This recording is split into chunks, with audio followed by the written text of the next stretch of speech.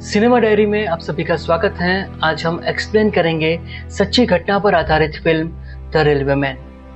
Film की शुरुआत में हम देखते हैं फिल्म के नायक एरिक को, जिसे एक जापानी सैनिक प्रिजनर कैंप में ले जा रहा है, जहां पर पहले से ही कई और ब्रिटिश कैदी मौजूद हैं। एरिक को एक अंधेरे कमरे में ले जाया जाता है।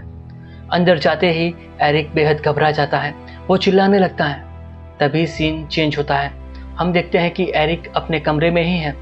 तो फिर ये क्या था? वास्तव में एरिक अपने अतीत से अभी तक उबर नहीं पाया है। उसे बार बार ऐसे दौरे आते हैं। एरिक को चिल्लाते देख उसकी पत्नी पैट्रिसिया उसके पास आती है। एरिक की शादी को कुछ ही दिन हुए हैं, इसीलिए पैट्रिसिया एरिक से पूछती है कि क्या हुआ था, लेकिन एरिक कुछ भी बताने से इनकार करता है। दोस्तों, एरिक हमेशा चुपचाप रहता है। अब पैट्रिसिया वेस्टर्न क्लब जाती है, जहां पर एरिक हमेशा जाता है। पैट्रिसिया वहां पर उसके दोस्त फिनले से मिलती है। पैट्रिसिया जानना चाहती है कि एरिक के साथ क्या हुआ था, क्योंकि ये उसकी जिंदगी का सवाल है। फिनले उसे हकीकत बताना शुरू करता है और फिल्म फ्लैशबैक में जाती है। ये वक्त है सन 1942 का। दूसरा विश्व युद्ध चल रहा है। एरिक ब्रिटिश सेना में अफसर था और सिंगापुर में तैनात था। जल्द ही जापानी सेना सिंगापुर पर कब्जा कर लेती है। अब सभी ब्रिटिश सैनिकों को बंदी बनाकर प्रिजनर कैंप में डाल दिया जाता है। प्रिजनर कैंप में सभी ब्रिटिश सैनिकों पर बेहद अत्याचार होता है। जापानी थाईलैंड और बर्मा के बीच एक रेलवे लाइन का निर्माण कर रहे हैं। 415 किलोमीटर लंबे इस रेलवे ट्रैक को बनाने के लिए सभी कैदियों से काम करवाया जाता है। यहाँ पर काम करने वाले सभी सैनिक बेहद बीमार और कमजोर हो चुके हैं।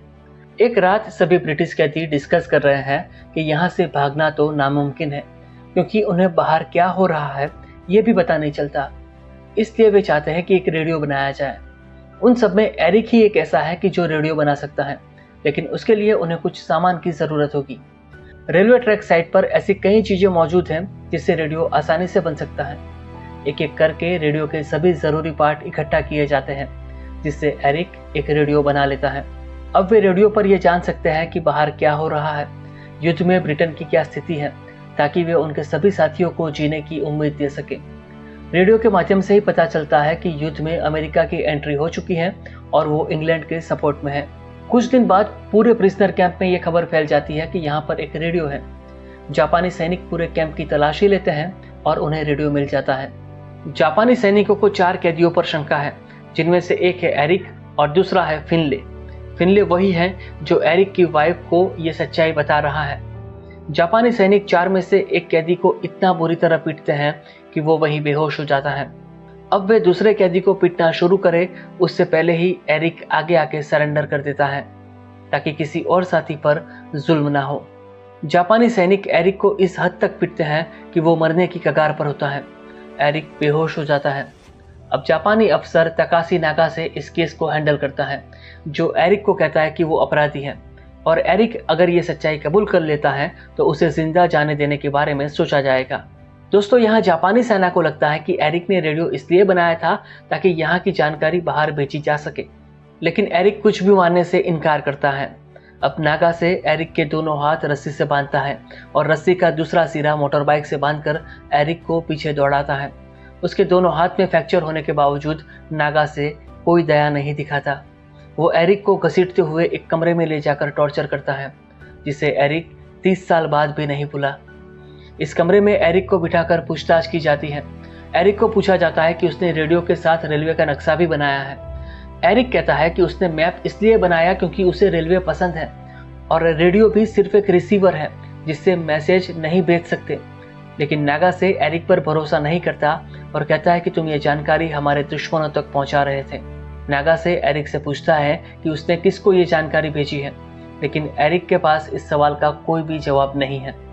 नागा से एरिक पर काफी गुस्सा होता है और उसे अजीब सी जेल में बंद कर दिया जाता है, जो कि बांस के लकड़ों से बनी हुई है। दूसरे कई कैदी भी इस तरह की जेल में बंद हैं। एरिक का खाना पीना भी बंद कर दिया जाता है। उसे हर रोज टॉर्चर किया जाता है। वे एरिक के मुंह में पानी का पाइप डालकर प्रेशर से पानी उसके शरीर में डालते हैं, जिससे आदमी की मौत हो सकती है। एरिक हर दिन मर के जी रहा था। इस टॉर्चर का एरिक के दिलो दिमाग पर इतना गहरा असर होता है कि वो आज भी उसे महसूस कर सकता है। नागा से एरिक को रोज एक ही सवाल पूछता था कि रेडियो बनाने के पीछे उसका क्या मकसद था। एरिक कहता है कि वो अपने देश के बारे में जानना चाहता था, उसका कोई भी गलत इरादा नहीं था, लेकिन नागासे और कोई भी जापानी सैनिक एरिक की बात नहीं मानते और उस पर बेरहम होकर अत्याचार करते रहते हैं। वे फिर से उसे बांबू से बनी जेल के पास ले जाते हैं, उसे एक टेबल पर लेटा देते हैं। वे फिर से उसे टॉर्चर करते हैं, यहाँ तक कि उसके पैर तक तोड़ देते हैं।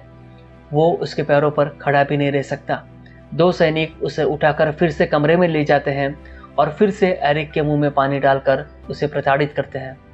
दोस्तों, ये सिलसिला कई दिनों तक चलता है। कुछ दिन बाद एरिक को आसमान से कई पैराट्रूपर्स लैंड करते हुए दिखाई देते हैं। ये ब्रिटिश सैनिक थे, जिन्हें देखकर एरिक को काफ़ी रिलीफ मिलती है, क्योंकि वे अब बच जाएंगे। इस प्रिजन कैंप में ब्रिटिश सैनिकों का बहुत बुरा हाल है, वे घायल हैं। अपने सैनिकों को बचाने के बाद ब्रिटिश सैनिक जापानी सैनिकों को कतार में खड़ा करते हैं। उन्हें बताया जाता है कि ब्रिटिश सैनिकों के साथ उन्होंने जो किया वो अमानवीय और बेहद भयानक है, इसलिए उन सबको यहाँ से बैंकॉक भेजा जाएगा और वहाँ तय होगा कि उनकी सज़ा क्या होगी। अब कहानी वर्तमान में आती है, जहाँ पैट्रिसिया एरिक के बारे में जानकर काफ़ी दुखी होती है। उसे रियलाइज़ होता है कि एरिक पर क्या गुजरी है। वो अपने घर जाती हैं और एरिक को सहारा देने की कोशिश करती हैं, लेकिन एरिक अभी भी सदमे में है। एरिक को ठीक से नींद भी नहीं आती, वो हमेशा उदास और डिस्टर्ब रहता है। कुछ दिन बाद फिनले एरिक से मिलने आता है। वो अखबार में छपी नागासे की तस्वीर एरिक को दिखाता है और कहता है कि ये अभी भी जिंदा है। नागासे अब टूरिस्ट गाइड बन चुका है, उसी जगह जहां उन्हें टॉर्चर किया गया था। फिनले ये भी कहता है कि एरिक को वहां जाकर उससे बदला लेना चाहिए, लेकिन एरिक मना करता है क्योंकि अब उसे परिवार संभालना है। तभी फिनले एरिक को याद दिलाता है कि नागासे ने क्या कहा था। दोस्तों, नागासे ने कहा था कि एक सच्चा सैनिक खुद को मार देगा लेकिन कभी सरेंडर नहीं करेगा, लेकिन उन्होंने जिंदा रहने के लिए सरेंडर कर दिया। फिनले कहता है कि एक वक्त था जब हम नागासे को सबक सिखाकर बदला लेना चाहते थे, वो दिन आ चुका है, लेकिन एरिक कोई जवाब नहीं देता। इसके बाद एरिक और पैट्रिसिया फिनले के साथ रेलवे स्टेशन जाते हैं, जिसके दूसरे दिन पता चलता है कि फिनले ने आत्महत्या कर ली है। दोस्तों, एरिक की तरह फिनले भी पिछले दिनों को भूला नहीं था। वो अतीत में हुए अत्याचार से काफ़ी दुखी था। उसकी मानसिक स्थिति काफ़ी अनस्टेबल थी। वो चुपचाप इस दर्द के साथ जी रहा था और एक दिन तंग आकर वो आत्महत्या कर लेता है। जब एरिक को अपने प्यारे दोस्त के सुसाइड के बारे में पता चलता है तो वो इस दर्द को सहन नहीं कर पाता। वो थाईलैंड जाने का फैसला करता है। थाईलैंड आकर एरिक उस प्रिजन कैंप में जाता है जहां उस पर अत्याचार हुए थे। वो देखता है कि ये साइट अब म्यूजियम बन चुकी है, जहां कैदियों के स्टैचू रखे गए हैं जो रेलवे ट्रैक बनाने का काम करते थे। एरिक को नागासे दिखाई देता है, जो अब म्यूजियम का टूरिस्ट गाइड है। नागासे लोगों को कैंप साइट और उसके इतिहास के बारे में बताता है। शाम होते ही टूरिस्ट चले जाते हैं। नागासे म्यूजियम बंद कर रहा है। तब एरिक अंदर जाता है और नागासे के सामने जाकर खड़ा रहता है। पहले तो नागासे उसे पहचान नहीं पाता, लेकिन बाद में उसे रियलाइज़ होता है कि ये तो वही आदमी है जो 30 साल पहले यहाँ पर काम करता था। उसे याद आता है कि कैसे उसने मोटर बाइक के साथ बांधकर उसे टॉर्चर किया था। अब एरिक नागासे को कहता है कि बैठ जाओ, जैसे 30 साल पहले नागासे एरिक को बैठने के लिए कहता था।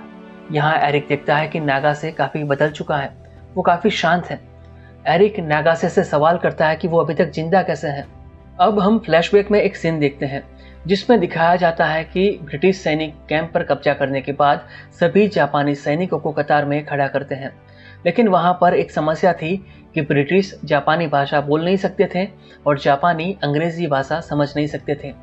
तभी नागासे आकर कहता है कि उसे दोनों भाषा आती है और अनुवाद करने के लिए मदद की पेशकश करता है, लेकिन यहाँ पर वो अपनी असली पहचान छुपाता है और कहता है कि वो नागासे को नहीं जानता, ना ही उसने पहले कभी उसके साथ काम किया है। ब्रिटिश अफसर उसकी बात मानकर उसे जिंदा छोड़ देते हैं।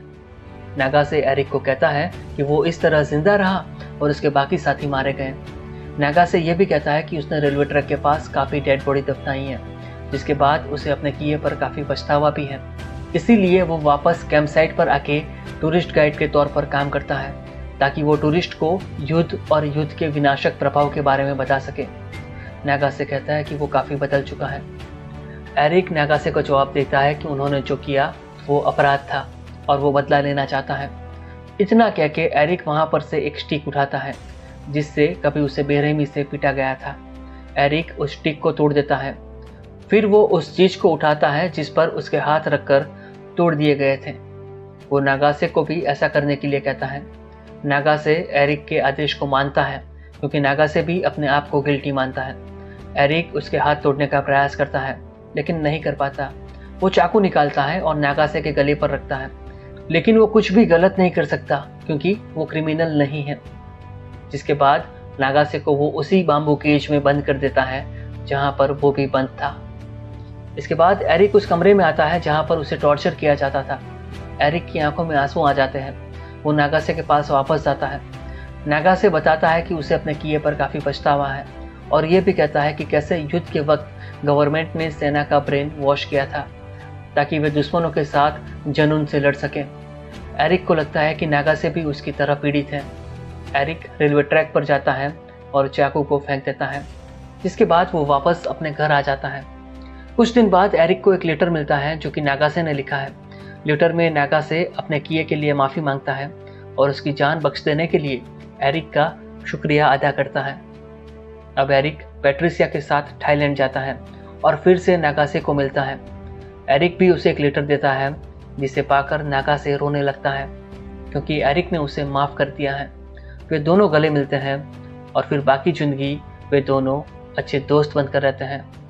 दोस्तों, साल 2011 में तकाशी नागासे की मृत्यु हो जाती है और साल 2012 में एरिक और पैट्रिसिया भी इस दुनिया को अलविदा कह देते हैं। और इसी के साथ सच्ची घटना पर बनी ये फिल्म समाप्त हो जाती है। तो दोस्तों, ये थी कहानी सच्ची घटना पर आधारित फिल्म द रेलवेमैन की। फिल्म का एक्सप्लेनेशन पसंद आया हो तो वीडियो को लाइक और शेयर कीजिए और चैनल को सब्सक्राइब कीजिए।